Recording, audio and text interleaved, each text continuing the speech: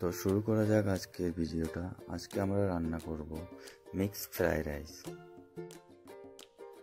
তারপর একটা জারে জলটা গরম হতে দেবো, আর একটা জারে চালটা কিছুক্ষণের জন্য ভিজিয়ে রাখবো। আর এই কিছু সমগ্র কাজ যেমন কাজু, কিশমিশ, বড় এলাচ, ছোট এলাচ আর নানা রকম। আর এগুলো ছাড়া তো ফ্রাইড রাইস হবে না, তাই কিছুটা এগুলোও নিয়ে নিলাম। এবার চালটাও দিয়ে দেব, আর একটু পরিমাণে ওপর থেকে সাদা তেল। তারপর চালটা একটু নাড়িয়ে নেব।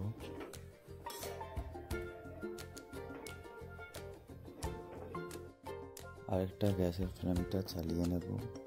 তারপর এর মধ্যে কড়াইটা চাপিয়ে নেব, এর তেলটাও দিয়ে দেব এর মধ্যে।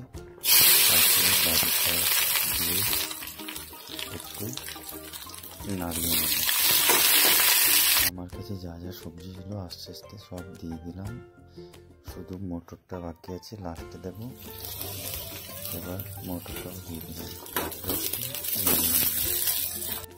স্বাদ মতো লবণ দিয়ে দিলাম এর মধ্যে।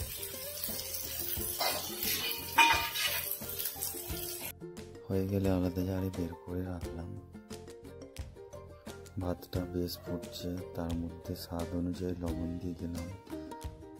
মনে থাকে যেন ভাতটা আমাদেরকে 80% সিদ্ধ করতে হবে, এর থেকে বেশি করলে চলবে না। ভাতটা হয়ে গেলে নামিয়ে নেব। যে তেলটা বেশি ছিল সেটার মধ্যেই দিয়ে দিলাম আরও কিছু সামগ্রী বেশি ছিল, সেগুলো ভাজা হয়ে গেলে সবজিটা ভাতের ওপর দিয়ে দেব। তার মধ্যে দিয়ে দেব সুগার পাউডারটা মাপ অনুযায়ী। তারপর পরিমাণ মতো গোলমরিচের গুঁড়ো মিশিয়ে নেব। তারপর ভালো করে মিক্স করে নেব সবগুলো।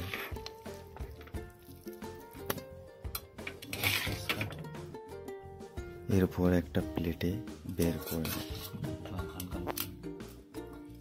সব শেষে তৈরি আমাদের মিক্স ফ্রাইড রাইস।